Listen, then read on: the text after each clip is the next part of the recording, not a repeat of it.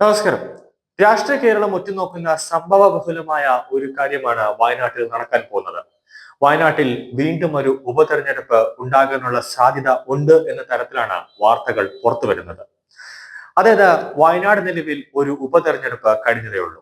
രാഹുൽ ഗാന്ധി ലോക്സഭാ തെരഞ്ഞെടുപ്പിൽ രണ്ട് മണ്ഡലങ്ങളിൽ മത്സരിച്ചിരുന്നു എന്നത് എല്ലാവർക്കും അറിയാവുന്ന ഒരു കാര്യമാണ്. ഒന്ന് റായ്ബലിയിലും മറ്റൊന്ന് വയനാട്ടിലുമായിരുന്നു. വയനാട്ടിൽ റായ്ബലയിൽ മത്സരിക്കുന്നു എന്ന കാര്യം വയനാട്ടിലെ ജനങ്ങളോട് രാഹുൽ ഗാന്ധി മറച്ചു വെച്ചിരുന്നു. രണ്ട് മണ്ഡലങ്ങളിലും വിജയം കൈവന്നതോടെ രാഹുൽ വയനാട് ഉപേക്ഷിക്കുകയും കൂടാതെ പ്രിയങ്കയെ സ്ഥാനാർത്ഥിയാക്കി പ്രഖ്യാപിക്കുകയും ചെയ്തിരുന്നു. നിലവിൽ വയനാട് എം പി എന്ന നിലയിൽ പ്രിയങ്ക അടുത്തു വരുന്ന ഡൽഹി നിയമസഭാ തെരഞ്ഞെടുപ്പിൽ മത്സരിക്കുന്നുണ്ട്. ഫെബ്രുവരിയിലാണ് ഡൽഹിയിൽ നിയമസഭാ തെരഞ്ഞെടുപ്പ് നടക്കാൻ പോകുന്നത്. മുഖ്യമന്ത്രി സ്ഥാനാർത്ഥിയായിട്ടാണ് പ്രിയങ്ക ഗാന്ധി മത്സരിക്കുന്നത്. അങ്ങനെ മത്സരിക്കുമ്പോൾ സ്വാഭാവികമായിട്ടും വയനാട് എം പി സ്ഥാനം എന്ന പദവി ഉപേക്ഷിക്കേണ്ടി വരും. അതോടെ വീണ്ടും വയനാട്ടിൽ ഉപതെരഞ്ഞെടുപ്പിന് വേദിയാകും എന്നതാണ് യാഥാർത്ഥ്യം. കൂടാതെ തെരഞ്ഞെടുപ്പ് കമ്മീഷന്റെ ചട്ടപ്രകാരം 6 മാസത്തിനുള്ളിൽ തെരഞ്ഞെടുപ്പ് നടത്തണം എന്നതാണ് തെരഞ്ഞെടുപ്പ് കമ്മീഷന്റെ നിയമാവലിയിൽ പറയുന്നത്.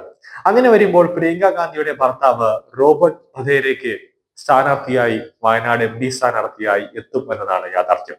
കോൺഗ്രസിൽ കുടുംബാധിപത്യം എന്ന ഭരണപക്ഷമായ BJP-യുടെയും രാഷ്ട്രീയ നിരീക്ഷകരുടെയും പറച്ചിലിൽ കൂടുതൽ അതിന് കരുത്ത് പകരും. സ്കൈലൈറ്റ് ഹോസ്പിറ്റാലിറ്റി കമ്പനി ബിക്കാനേറിൽ 91 ഏക്കർ ഭൂമി വാങ്ങിയതിൽ പണം വെളുപ്പിക്കൽ നടന്നിട്ടുണ്ടെന്നും അത് റോബർട്ട് വദ്രയ്ക്കെതിരെ ഈ കമ്പനിയിൽ പങ്കാളിത്തമുണ്ടെന്നും ED-യുടെ അന്വേഷണം റോബർട്ട് വദ്രയ്ക്കെതിരെ നടക്കുന്നുണ്ട്. കൂടാതെ പക്ക ക്രിമിനലായ റോബർട്ട് വധേരയുടെ പേരിൽ വിദേശത്തടക്കം പല കേസുകളും ക്രിമിനൽ കേസുകൾ നിലനിൽക്കുന്നുണ്ട്. കൂടാതെ വലിയ തോതിൽ കള്ളപ്പണ ഇടപാടും കൂടാതെ CBI അന്വേഷണവും റോബർട്ട് വദ്രയ്ക്കെതിരെ നടക്കുന്നു. ക്രിമിനൽ പശ്ചാത്തലം മാത്രമുള്ള ഒരു വ്യക്തി രാഷ്ട്രീയത്തിൽ ജനങ്ങളെ സേവിക്കാൻ എന്ന പേരിൽ തെരഞ്ഞെടുപ്പിൽ മത്സരിക്കാൻ ഇറങ്ങിയാൽ അത് തെറ്റായ സന്ദേശം നൽകുമെന്ന കാര്യത്തിൽ യാതൊരു സംശയവുമില്ല. അതോടൊപ്പം തന്നെ കോൺഗ്രസ് എന്ന പ്രസ്ഥാനത്തിന് തന്നെ അത് കനത്ത തിരിച്ചടി ഉണ്ടാകും, അവർക്കൊരു തകർച്ച ഉണ്ടാകും.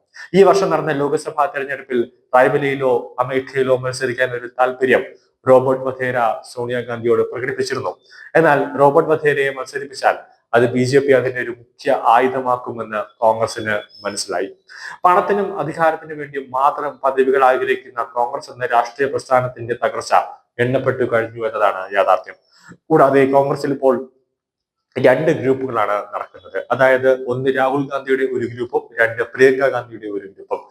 കോൺഗ്രസ് അധ്യക്ഷനായി മല്ലികാർജ്ജുന ഖാർഗെയൊക്കെ അവിടെ ഉണ്ടെങ്കിലും രാഹുലും പ്രിയങ്കയും സോണിയും റോബർട്ട് വദ്രയും ഒക്കെ പറയുന്നത് അനുസരിച്ച് ഒരു പാവയെ പോലെയാണ് ഇപ്പോൾ മല്ലികാർജ്ജുന ഖാർഗെ അവിടെ ആക്ടിംഗ് AICC അധ്യക്ഷനായിട്ടാണ് ഇരിക്കുന്നത്.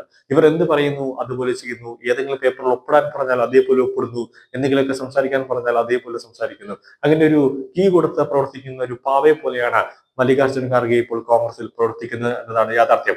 കുടുംബാധിപത്യം മാത്രം അല്ലെങ്കിൽ പദവികൾ മാത്രം ആഗ്രഹിക്കുന്ന കോൺഗ്രസിലെ ഈ മൂന്ന് പേര്, അതായത് രാഹുൽ, സോണിയ, പ്രിയങ്ക, ഇപ്പോൾ പുതുമുഖമായ റോബർട്ട് വധേര എത്തിയാൽ അത് കോൺഗ്രസിന്റെ ഓരോ ദിവസവും മൻമോഹൻ സിംഗിനെ പോലെ മഹാനായ ഒരു രാഷ്ട്രീയ വ്യക്തി, അതുപോലെ പ്രണബ് മുഖർജിയെ പോലെ ഒട്ടനവധി കോൺഗ്രസിലെ കരുത്താർജിച്ച നല്ല നേതാക്കൾ കെട്ടിപ്പറത്തിയ കോൺഗ്രസ് എന്ന പ്രസ്ഥാനം ഇവർ മൂന്ന് പേരും കൊണ്ട് നിമിഷ നേരം കൊണ്ട് തന്നെ അതിനെ തകർത്ത് ശിഥിലമാക്കുമെന്ന കാര്യത്തിൽ യാതൊരു സംശയവും